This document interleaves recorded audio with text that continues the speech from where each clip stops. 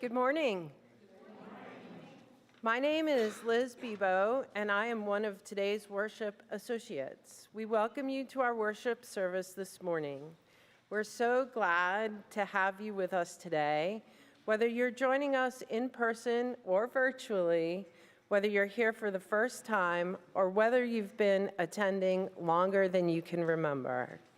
Here at Horizon, we welcome people of all faiths and of no faith in particular. Whoever you are, whether you are on your journey, wherever you are on your journey, you are welcome among us.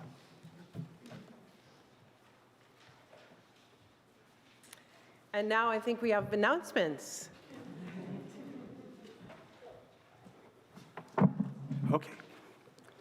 Okay, so today is the last day to submit your offerings for the auction. There's a insert in the bulletin. If you don't know how to use that little code, I have instructions on a page that I will put on the bulletin board, and I will be in the fellowship hall afterwards so that you can get to the site. But today at midnight is the last day. So say you're saying, I don't know what to put in. I don't know what to put in. Well, you can pirate an idea that's already up there. So there are events like there's poker night, and there's game nights, and there's dinners out, and there are offerings like one of the things I did is I found books on sale, and I put together a group of books for children that you can bid on. So take your time, construct a good idea, a good event or a service. If you have a service you can offer, you can do that too. And once again, I have to explain this one because only the people who play Mario Kart will understand this. This is a Koopa shell, and the red Koopa shell, if somebody throws it at you, the person in line first gets crashed and it's no longer in the race for a while. So this is your last chance before it finishes to get your entry in. So once again, I have, and I also have a calendar of where the current events are, so if you want to look at that, and it's on the site as well. If you go to the listings, you can push the little button that says Show Calendar. It will show you all the events that are currently on date, so you can pick a new date to put yours in, and that kind of thing. So please, please, please, please, please put your offerings in today.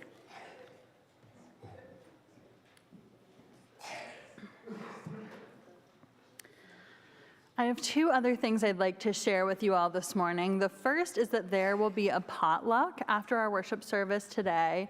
You're invited to stay and enjoy the meal together, whether or not you brought a dish.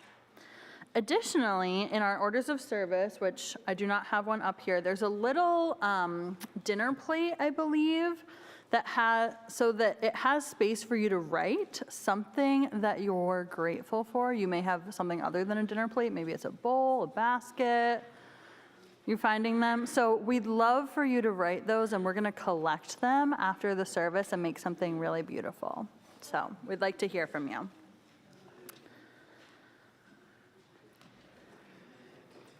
In our service this morning, we will imagine a Thanksgiving meal and each of you as a guest. But first, we have to get there. And the traditional way to get to Thanksgiving dinner is over the river and through the wood. You might have heard Carmen playing this song, setting the stage for us. Thank you, Carmen. Now, you might not know that this song is not only a Thanksgiving song, it's a Unitarian Thanksgiving song. And it's written by Lydia Maria Child. Lydia Maria Child was not only a poet, she was also an activist who dedicated much of her life to work for justice and peace. She campaigned in her day against slavery and for justice for Native Americans.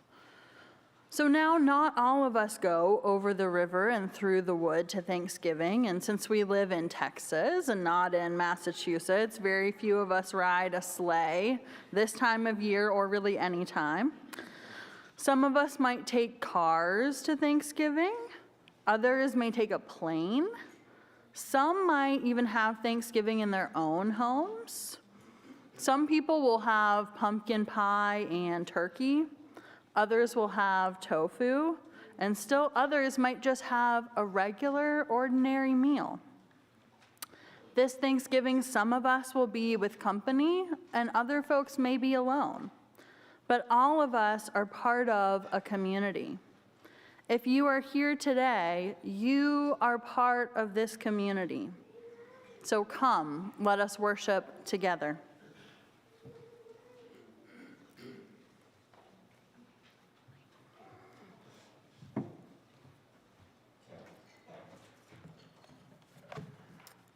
Our chalice lighting words today are by Katie Gelfand.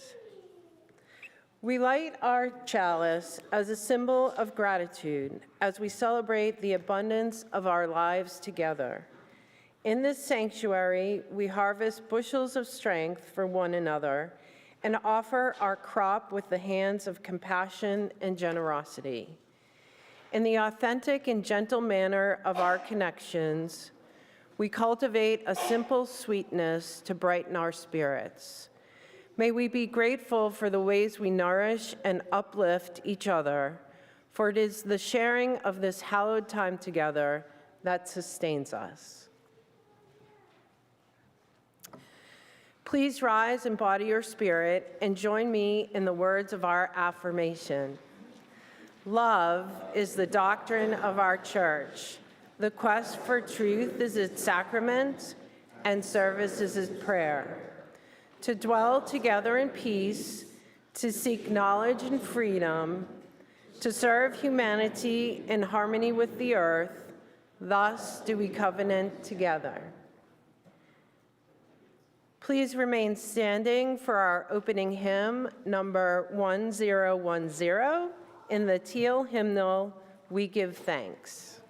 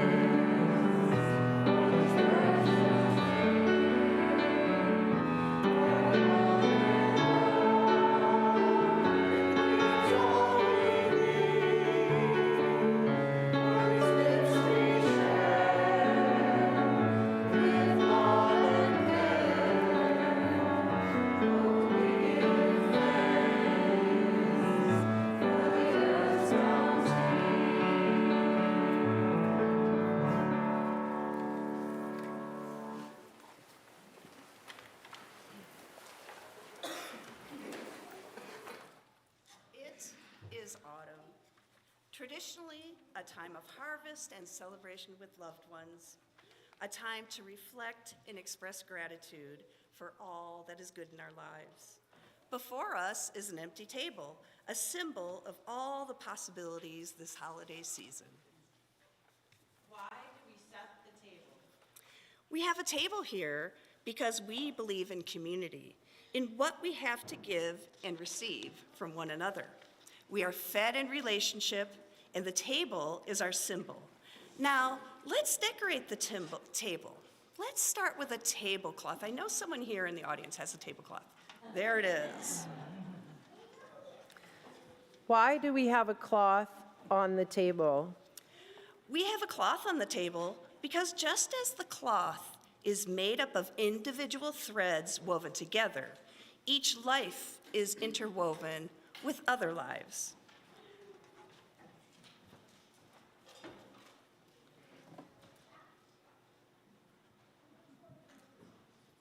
Oh, that's starting to look very, very nice. Now, I feel like we need some more on the table. I think some people have candles. Can those folks come up and bring the candles to our table?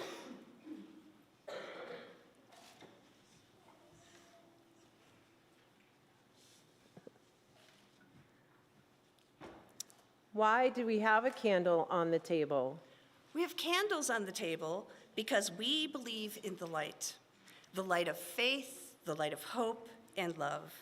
The candle is our symbol of finding, is the symbol of our search for truth and our flaming chalice. Now, let's add some flowers. I believe somebody has some flowers to bring up onto the table. There they come. Why do we have flowers on the table?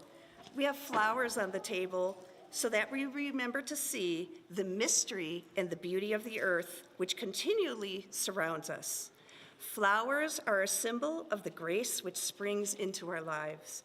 It's time to enjoy the bounty of the harvest. Now, it is time to eat. Who has our food for us? We have some cornbread and cider somewhere out there.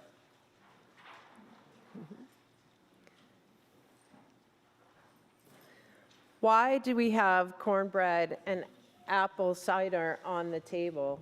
We have cornbread and apple cider on the table as a gift of the earth and from our ancestors. They speak of the power of growing things. They ask us to wait for the ripening and the harvest. Cornbread and apple cider are our symbols of trust and fruitfulness. Now, let us remember those who do not have enough this holiday season.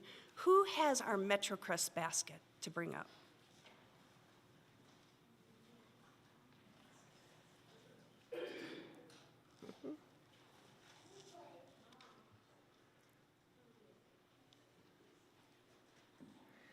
Why do we have an empty basket by the table?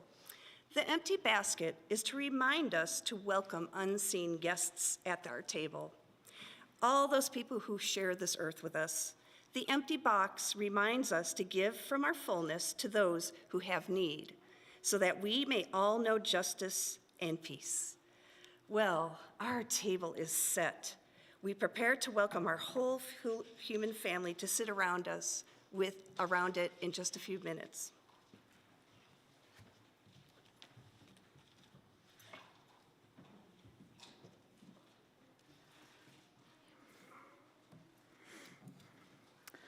We come now to the time in our worship service where we share our gifts with one another. There are many ways that you can contribute at Horizon. You can mail in your offering. You can put cash or checks in the collection basket on Sunday. And if you want us to know that it's from you, please put it in the offering envelope with your name on it. You can contribute through our website, and now we have a new way to give, text to give. So the offering to sustain the ministries of this church will now be joyfully given and received.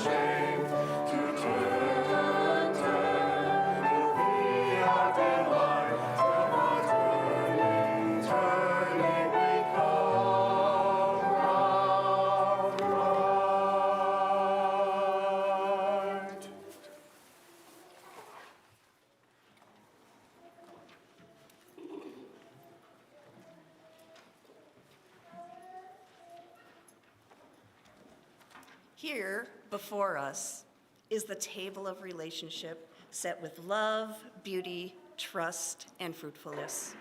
We also have to remind ourselves that we give from our fullness to those who have need. This is our welcome table. But who will sit at this table with us? At this time, I would like to invite our speakers to come forward.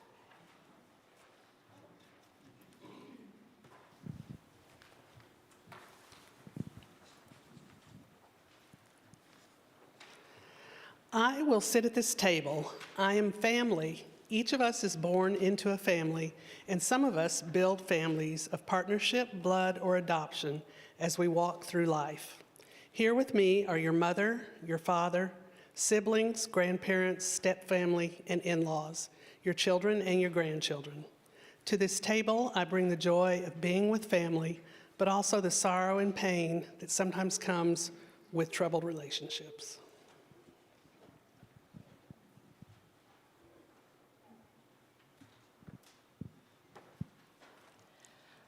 I will sit at this table.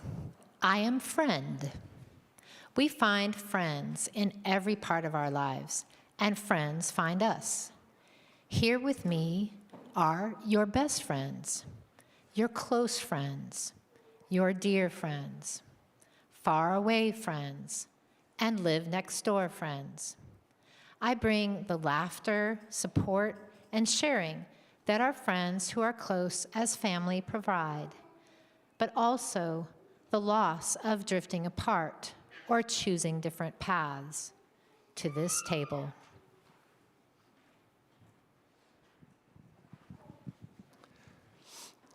I will sit at this table.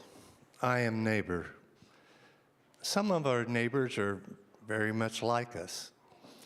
We live on the same block, drive the same cars, or ride the same bus. We even work at similar jobs or go to similar schools. But those who look different or believe differently or vote differently than you are your neighbors. Let me say that again. But those who look different or believe differently or vote differently than you are your neighbors too. I bring a sense of belonging, but also the friction of difference, the blessings of diversity, and the struggle of conflict to this table.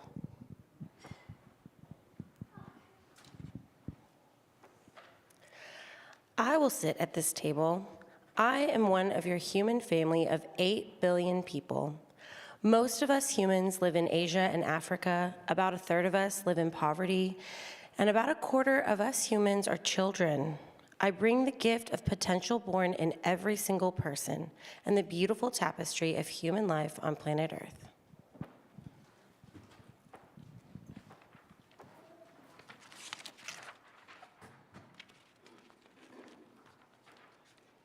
Thank you for bringing your gifts to us today and your challenges to our table. At this time, I invite you in the seats to turn to your neighbor and greet that person. Tell that person good morning. And if you're feeling really brave, tell that person whether you're feeling blessed by many gifts today or challenged by many troubles or both. Then turn to another neighbor and do the same.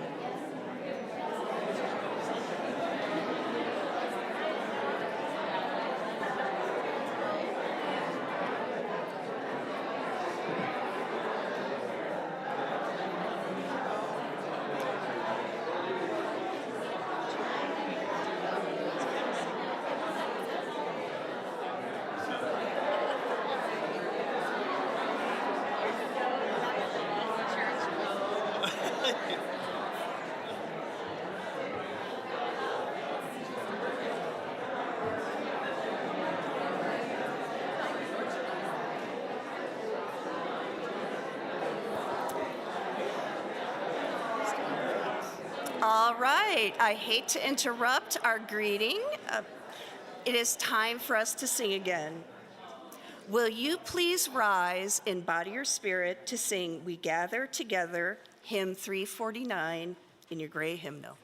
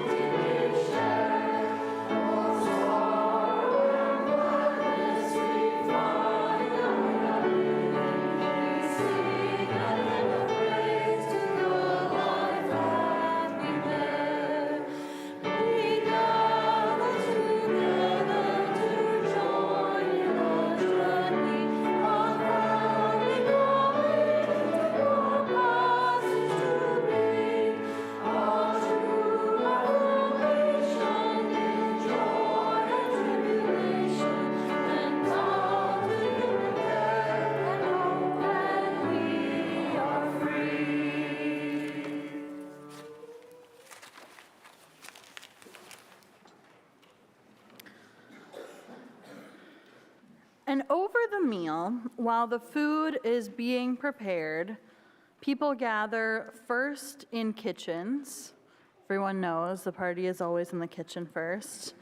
And then in living rooms, and then at the table, and they talk. They might talk about a lot of different things, but some of the things they talk about are the joyous things and the sorrowful or hard things in their lives. And so we'll take a moment now to share the joys and sorrows of our community and to be in silence.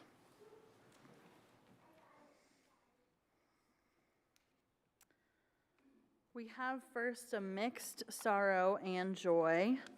Sorrow that our family's hopes to go see Taylor Swift were dashed. Me too. But our vacation budget appreciates the money not spent. So joy. On a more serious note, we continue to be in sorrow with Diana Bracken, who remains in the hospital. Our thoughts are with her and Elizabeth. I invite you to join me now in a time of silence.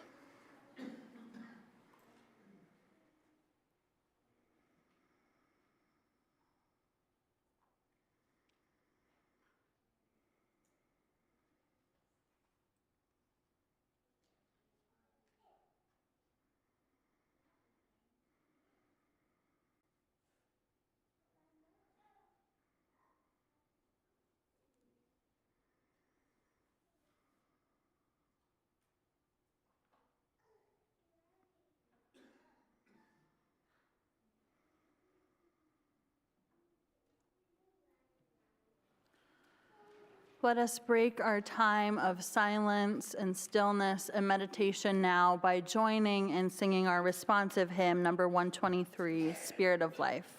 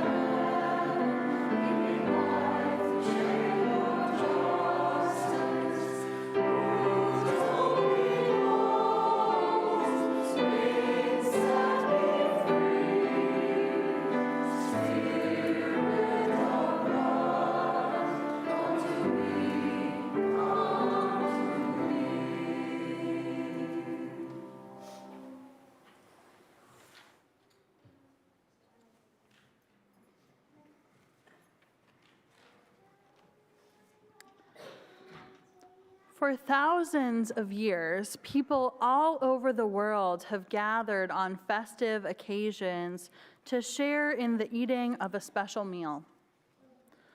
This custom is observed in the Jewish tradition as the Passover Seder, in Christianity as communion or the Eucharist, a Greek word meaning thanksgiving. In the Hindu and Sikh traditions, prasadam are foods that are offered to a deity, then consumed by worshipers as a gift of grace. In some Buddhist traditions, the Ganachakra ritual sanctifies offerings of meat and drink, which are then consumed by participants to bring them wisdom and loving kindness. Native American and worldwide Aboriginal cultures before and after contact with Europeans included and still perform many and various rituals honoring with gratitude the gifts of food and drink humans receive from the earth. At our American Thanksgiving, we celebrate the changing of the seasons and the bounty of nature. We also wrestle with the story of how European colonists brought plague to the Wampanoag people, and how the Pilgrims struggled to survive, only managing to reap a good harvest with the help of their native neighbors. Our religious ancestors, the Puritans, gave us strong values of freedom, tolerance, and democracy. They also contributed, unfortunately, to the near extinction of the people who lived in this country when they arrived here, in this land we now call home. So let us consider corn. Many indigenous sacred stories from all of the Americas describe the mythological origins of corn and how important it was to all Native peoples. As we share this cornbread, let us think of the rich earth in which grain and other foods grow, and let us resolve to protect the soil from all who would destroy it for their momentary profit. Let us also be mindful that this small morsel we eat now in symbolic fashion may be as much as some people eat this whole day. Let us resolve to work our whole lives through to end hunger here and everywhere. So as you are served in a moment your corn muffins, please wait until all have been served and we'll eat together. Please raise your hand if you require a gluten-free or vegan muffin, and at this time, will the ushers please pass out our cornbread?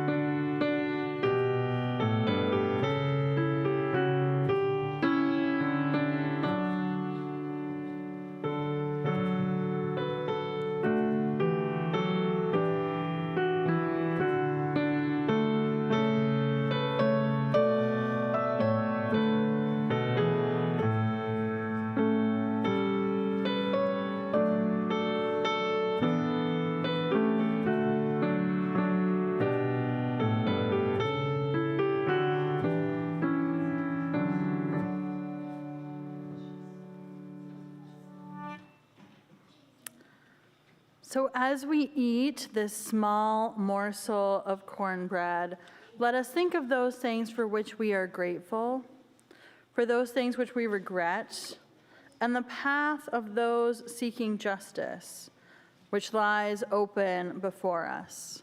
With thankfulness, let us eat.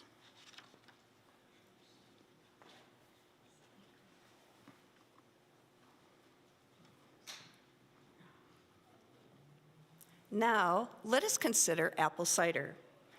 The only apples native to North America are crab apples. The ones we enjoy in this country today are immigrants like the Pilgrims. They were brought from Asia through the Middle East into Europe and then on to the Americas. For most of us, cider is a seasonal drink, an autumn treat. Most of us will probably not taste cider again until the next fall, so try to remember the taste. An apple is spherical, that is round, but it's flat at the poles, much like the planet Earth itself. And if you cut an apple across, the seeds inside form a pentagram, along a mystic symbol of wholeness. An apple is special. An appetizer, a dessert, a snack, yet it's as common as apples. The common things we encounter can give us our greatest pleasures. Let us remember that these apples were pressed for us. They are the products not only of the earth and its bounty, but of all those who till the soil, tend trees, pick fruit.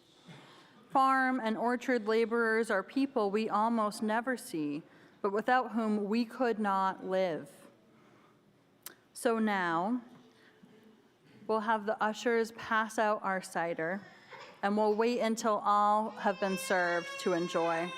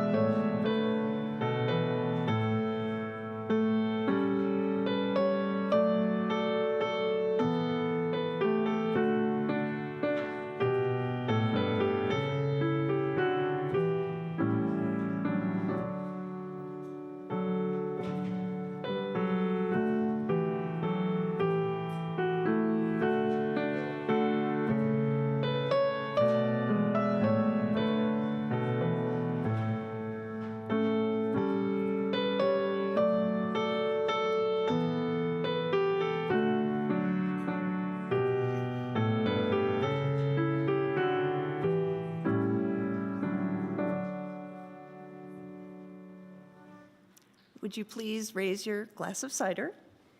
As we drink this cider, let us think of the sweetness that can come from being open to new people and experiences, the bitterness of those things we wish to forget, and the love that grows when people share their gifts to one another. Let us enjoy the cider together.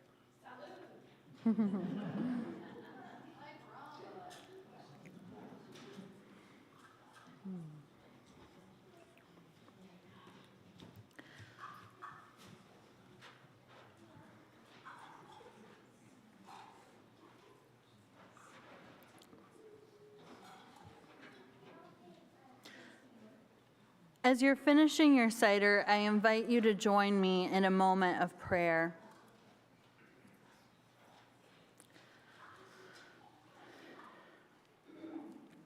Spirit of life and love, let us join hearts in gratitude on this wondrous day where we have the abundance of our lives before us. This day of bounty, we remember all of those who do not have enough, who are afraid, who are lonely, and who suffer. We wish for the abundance of this world to be shared, for fear to become love, for the lonely to feel welcomed, and for the suffering to know rest and joy. For the labors, the love, the care that gave us the delights of this and every day, we offer our gratitude.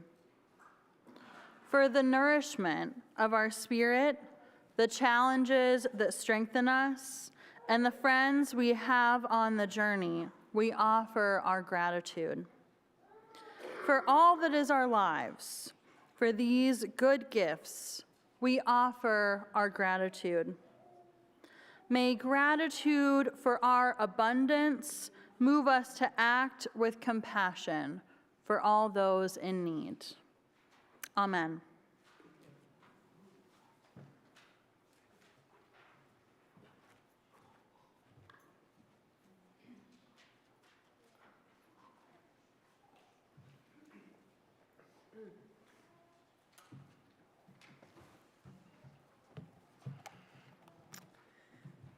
Our reading today is by Joy Harjo. Perhaps the world ends here. The world begins at a kitchen table. No matter what, we must eat to live. The gifts of earth are brought and prepared, set on the table. So it has been since creation, and it will go on.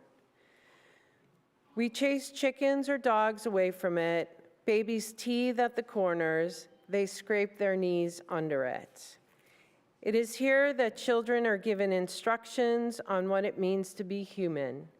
We make men at it, we make women. At this table, we gossip, recall enemies, and the ghosts of lovers. Our dreams drink coffee with us as they put their arms around our children. They laugh with us at our poor, falling down selves, and as we put ourselves back together once again at the table. This table has been a house in the rain, an umbrella in the sun. Wars have begun and ended at this table. It is a place to hide in the shadow of terror, a place to celebrate the terrible victory. We have given birth on this table and have prepared our parents for burial here. At this table, we sing with joy, with sorrow. We pray of suffering and remorse. We give thanks. Perhaps the world will end at the kitchen table while we are laughing and crying, eating of the last sweet bite.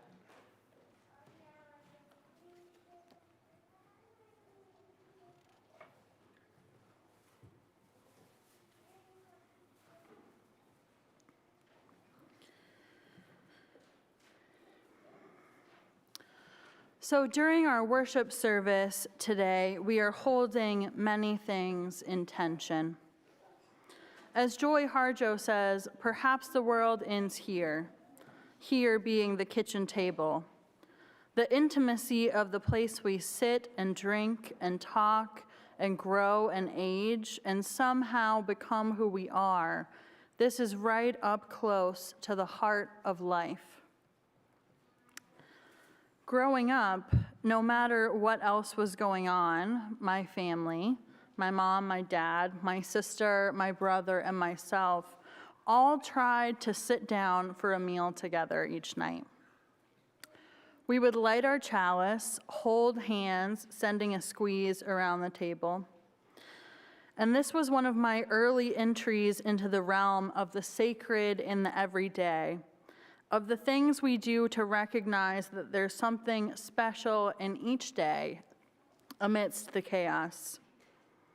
And I realize now how much privilege there is in this story and how much time and energy on the part of my parents must have gone into making it possible.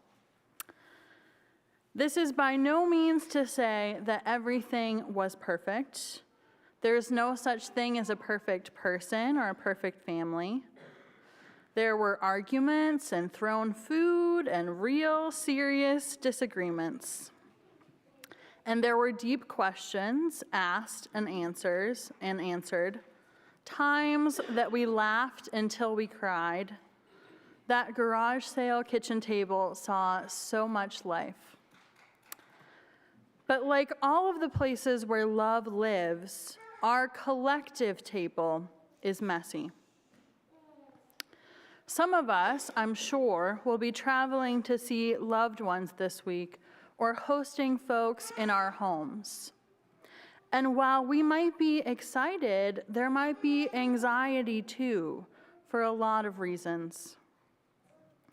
Many of us have some family that we may not agree with about much of anything anymore, except that we want to try to love each other.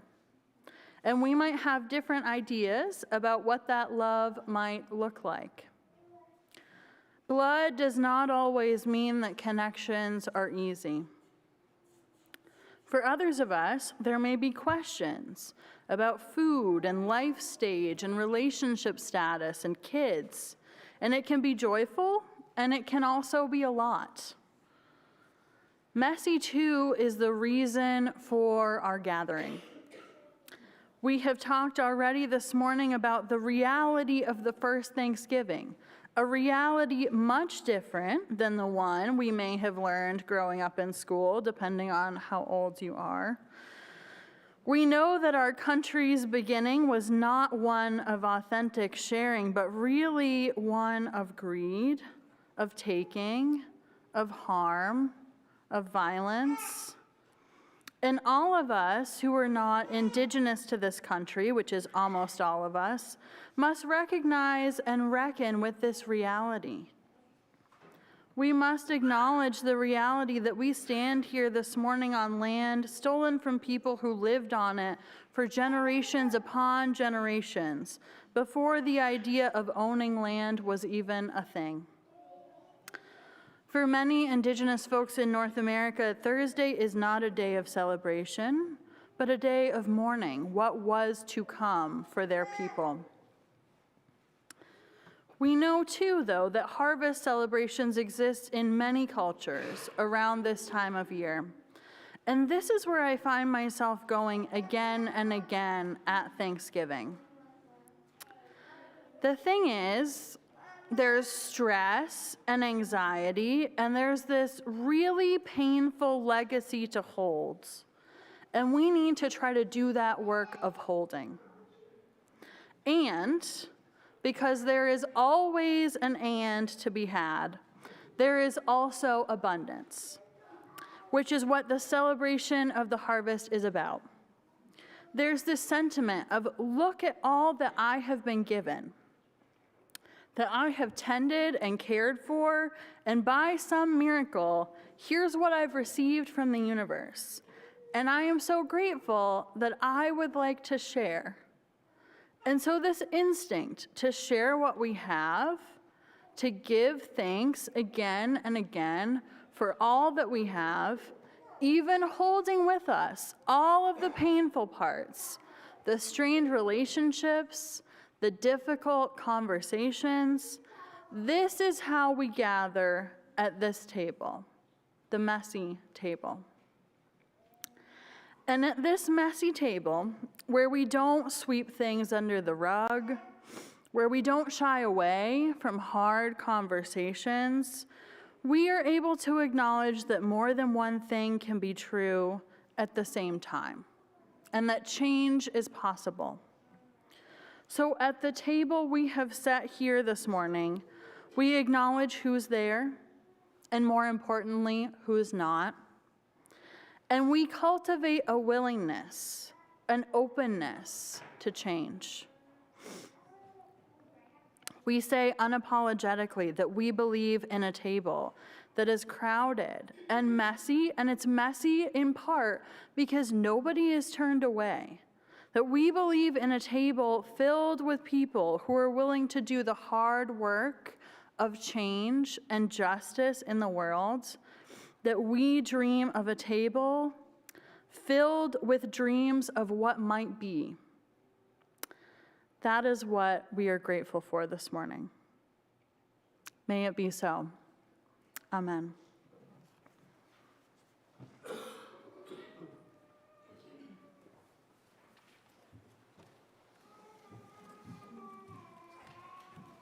Morning, everybody. All right, so we're going to do a song. I'm going to do the verses, and the choir is going to join me for the chorus, and we would love it if you guys would join us too. So we're going to go through, I'm going to do a little call and response with you guys to teach you the chorus, so you can join us when it's time, okay? So it goes, I want a house with a crowded table. I want a house with a crowded table and a place by the fire for everyone. And a place by the fire for everyone. Let us take on the world while we're young and able. Let us take on the world while we're young and able. And bring us back together when the day is done. And bring us back together when the day is done. Everybody feel good about that? All right. Ready? Let's do it.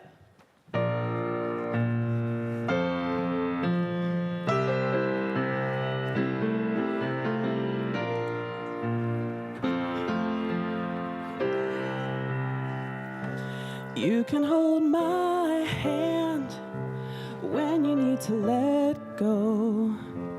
I can be a mountain when you're feeling valley low. I can be a street light showing you the way home. If you can hold my hand when you need to let go. I want a house with a crowded table and a place by the fire for everyone. Let us take on the world while we're young and able, and bring us back together when the day is done. If we want a garden, we're gonna have to sow the seeds, plant a little happiness, let the roots run deep. If it's love that we give, then it's love that we reap. If we want a garden, we're gonna have to sow the seeds. I want a house with a crowded table and a place by the fire for everyone. Let us take on the world while we're young and able, and bring us back together when the day is done. The door is always open, your picture's on my wall. Everyone's a little broken, and everyone belongs. Yeah, everyone belongs. I want a house with a crowded table and a place by the fire for everyone. Let us take on the world while we're young and able, and bring us back together when the day is done. And bring us back together when the day is done.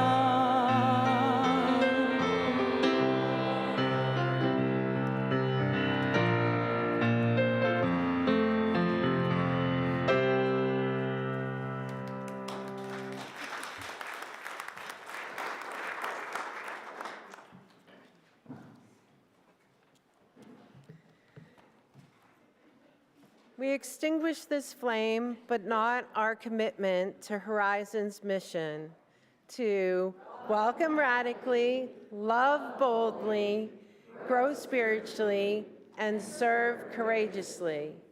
This we do because we envision a beloved community filled with compassion, helping all to thrive in the just world.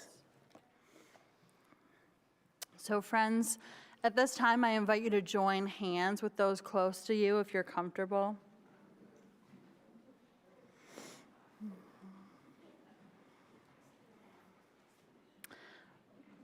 my dream for you is that we build this crowded, messy table together. Go in peace.